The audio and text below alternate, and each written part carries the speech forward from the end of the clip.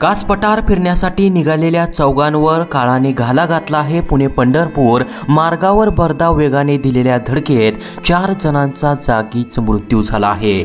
संपूर्ण बातमी पुढे पाहण्याआधी एम मराठी न्यूजला जरूर सबस्क्राइब करा।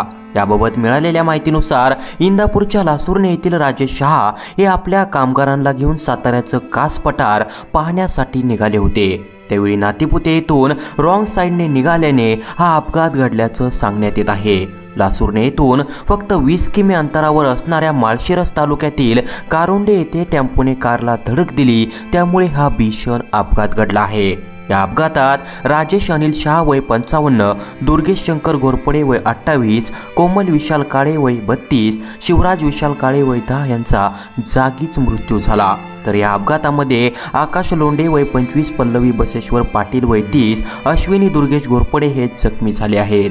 अपघाताची माहिती मिळताच सोलापूर ग्रामीण पोलीस दलाचे वरिष्ठ अधिकारी घटनास्थळी दाखल झाले। पोलिसांनी ग्रामस्थांच्या मदतीने अपघातात जखमी झालेल्यांना उपचारासाठी जवळच्या रुग्णालयात हलवलं।